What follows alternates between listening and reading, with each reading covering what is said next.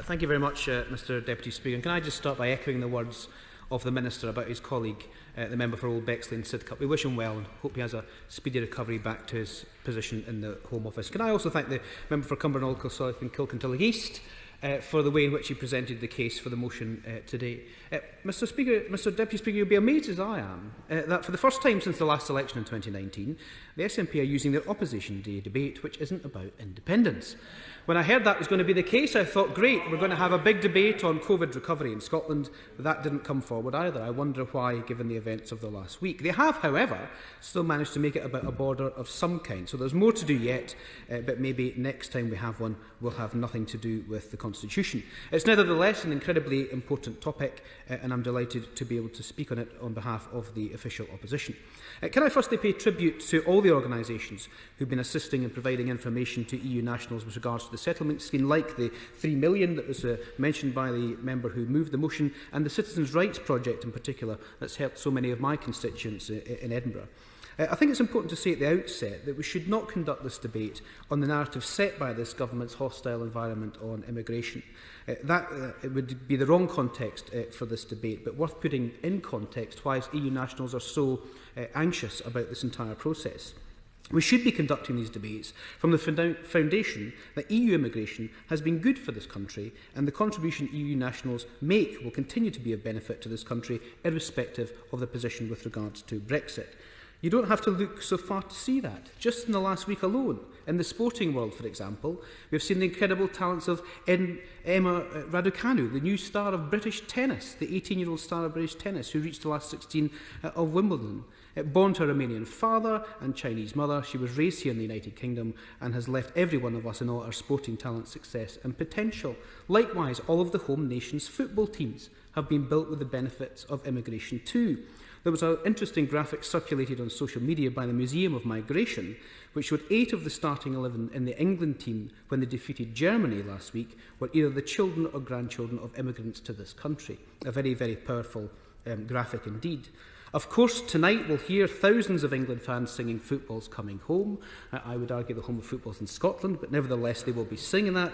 But what is the definition of home for this government? EU nationals, many who have been here for the majority of their lives, see Britain as their home, but the EU settlement scheme has made them feel, in their words, unwelcome and unappreciated. This is their home, and we can't emphasise that enough, that they are welcome. And I can hear some chuntering from the Conservative benches, but that's in their words. That's EU nationals that have told us that they feel unwelcomed and unappreciated. I'm happy to give way. Thank you, Mr Deputy Speaker. Would he at least acknowledge that, I take it that a few may feel that, but the vast majority of EU citizens, certainly the ones that I've spoken to in my constituency, actually feel at home and feel that the EU settled status scheme has been incredibly easy and simple for them to gain their status, and they love this country, and I'm glad that we've made it easy for them to stay.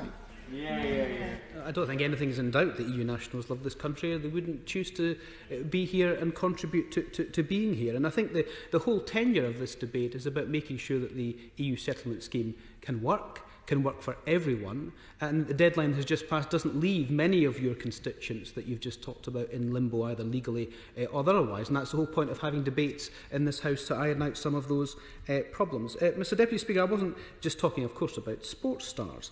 It's a simple and inescapable fact that our society and our precious National Health Service could not function, and certainly wouldn't have functioned when we've needed it most over the last 18 months, without the hard work of the people who have migrated to this country. They have and continue to make Britain great, and we will never apologise for standing up for the rights of those that choose to call this country their home. The immigration system this government has created over the last 11 years is broken, and surely the Minister can see, when he reeled off the list of things that the Home Office have been doing with regards to immigration, that the very fact that the SNP bring forward a motion to devolve immigration and create that border is because of some of the things that the Home Office have done over the last 11 years, and the government should reflect on some of those problems and try and resolve them. Demonising of people who have contributed or want to contribute so much to our country has provided a level of distrust in the system, which has meant that EU nationals feel uncertain about their future. It's also very counterproductive, as we've already seen the impact of the government's policies with regards to immigration, especially in key sectors at the forefront of the fight against coronavirus. For example, workforce shortages now in our public services, particularly with regards to the NHS and social care. Construction companies seeing projects will have to be delayed due to lack of EU workers. Traditional industries in agriculture and food struggling for the usual numbers that they require to function as normal. Hospitality businesses struggling to find enough staff. Even the famous Tim Martin, the founder of Wetherspoons, broke the irony meter last week when he called on the government to introduce a new EU migrants visa for the hospitality sector. And of course, migration works both ways, Mr Deputy Speaker, with the over 1 million UK citizens that choose to make another European country their home. We can't speak for other governments and other EU countries, of course, but I know that in France, the government has extended the deadline for UK citizens to register until September to ensure that they catch everyone who wishes to stay in France post-Brexit, something the Home Office has failed to do despite repeated calls for us.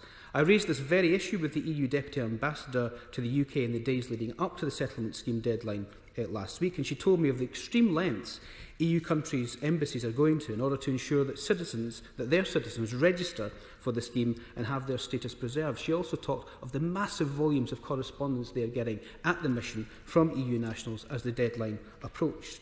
Now, the Home Office has a great deal of questions to answer on the EU settlement scheme, and the Honourable Member for the SNP was right to pay tribute to all the staff who have been working through these numbers of applications. The first, though, question for the Home Office that I'd like to pose is, how many EU citizens living in the UK does the Home Office think have not managed to apply by the 30th of June deadline? It's an incredibly difficult question to answer, I appreciate, because the Home Office talked about 3.2 million and will have upwards perhaps of 6 million applications, many of course from people who aren't currently living in the United Kingdom. What is the Department doing to reach out to those that haven't, that they know about? Statistics released on the 30th of June show that only 5.4 million of the nearly 6 million applications have been processed. How long can applicants expect to wait before finding out the status of their application?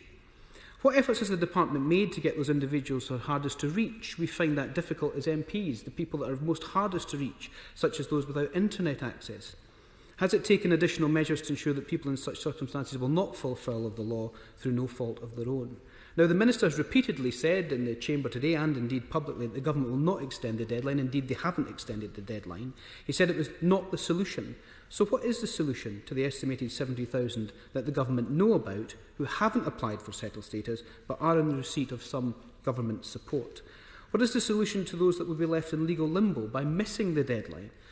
We've heard this afternoon about some of the process that have been in place, the reasonable excuse test, but I hope we won't be seeing convoys of immigration control vans heading down our streets to deport EU nationals. Can the Minister rule out that as an option with regards to people who are legally allowed to be here but haven't applied for settled status? The Home Office say they're looking to be flexible, but what does flexibility mean in all of these cases? Can he tell us what happens for someone who has not applied? What happens to someone who has not applied today but will apply at some point in the future when they realise that they have to apply?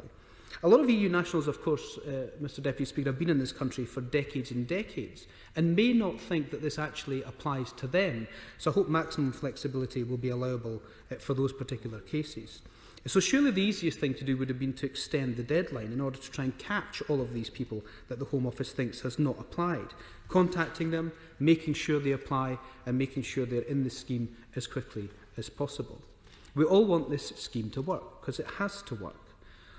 We will all, as representatives in this House, have had many, many constituency cases. We've heard that from the Honourable Gentleman opposite, of EU nationals who have been refused on spurious grounds, who have found the process difficult to navigate, or who have not applied at all. Hopefully, most of those have now been caught.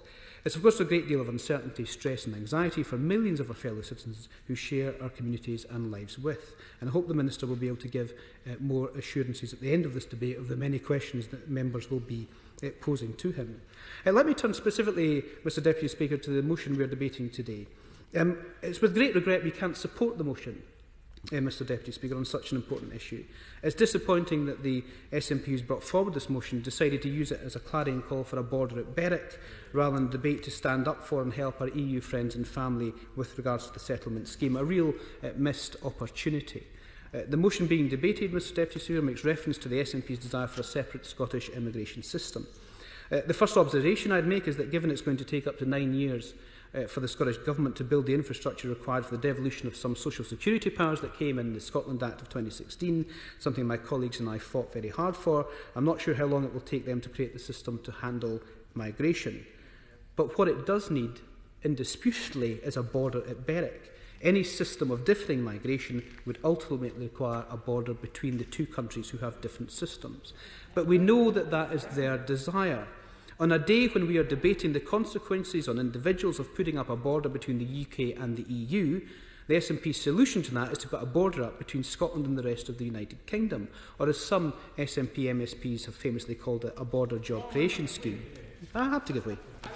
For goodness sake, we don't have a hard border with the Republic of Ireland, and all across the planet, in Canada, in Spain, in Switzerland, various other countries, the Isle of Man has immigration powers. It is perfectly reasonable to ask just for some immigration powers to be handed down and to take part in that discussion rather than this nonsense about hard borders at Merrick.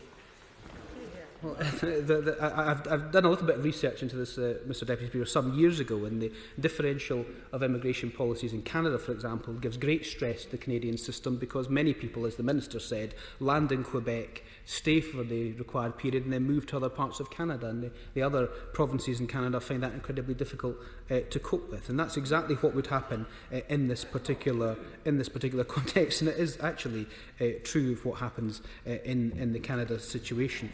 I'm happy to give way.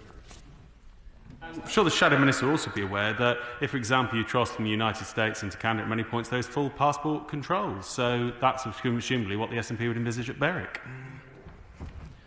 Well, we don't know what they would envisage because we don't know the proposals that are being put forward. It is just a list of words. And unfortunately, what this debate will then turn into, because the Minister spent some time in it and I'm having to spend some time in it, is this issue because it was put into the motion. But in actual fact, if it wasn't in the motion, we could have debated the EU settlement scheme and voted accordingly on that basis. And that is what's so frustrating about these particular debates, because it always boils down to the Constitution. And none of these are answers to the question. I want the Minister to tell us how he will sort the scheme, to tell us how the EU nationals who are not in the system will be resolved, rather than us having to have a debate about the solution being another border at Berwick. So to tackle the shared challenges of our time, of which this is a massive one, we need greater cooperation, and that's why we see the Trade and Cooperation Agreement between the UK and the EU as the floor of our ambition with our future relationship, rather than this government seeing it as the ceiling. These issues have to be resolved, and they can be resolved.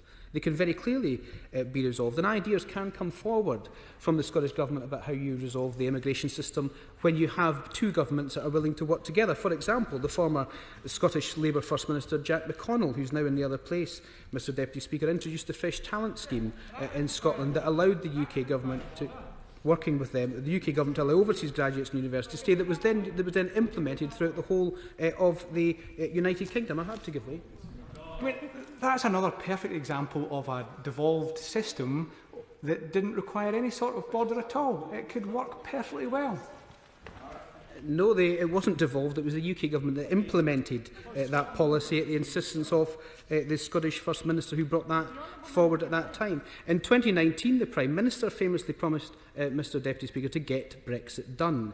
Yet here we are, 18 months after his government's election, with their majority still debating the details of these schemes over 5 years after the referendum, with many EU nationals still living in limbo. They have not got it done and will never get it done as they promised the public they would. What we need to be doing is getting Brexit to work properly. The EU settlement scheme is another example of where there are many people who are falling through the gaps in that scheme, with the government unable to contact them and unable to get them into that particular scheme. So, Mr Deputy Speaker, with regards to the motion, again I say it regretfully that we won't be able to back the motion. I hope the government will listen to charities or my colleague the Shadow Home Secretary and extend the deadline, even now, extend the deadline to the thousands of EU citizens who have failed to submit on time through no fault of their own. I hope the Minister will be able to tell us how many EU citizens living in the UK that the Home Office believes have not managed to apply on time. Tell us what the Department is doing about contacting them and finding them and getting to them to apply on time. It's particularly important for the Home Office to proactively contact these citizens who are either vulnerable or hard to reach as a result of issues through lack of internet access, as I've said, or people who don't think the scheme actually applies to them because they've been here for so long. And I hope he can give reassurances that nearly 500,000 people who have submitted applications before the 30th of June will have their applications concluded as quickly as possible. Those affected, and this is what's missing, Madam Deputy Speaker, from these debates, those affected are our neighbours, they're our friends, they're our partners, they're our colleagues, they're our fellow citizens, they're human beings, they're not numbers on a Home Office screen. Those are the people who've chosen to make this country their home, our home. Together we have make this country our home. So as we chart the next phase of our country's history, we would do very well to remember that these are human beings and we need to make sure that this scheme works for all of them. Thank you.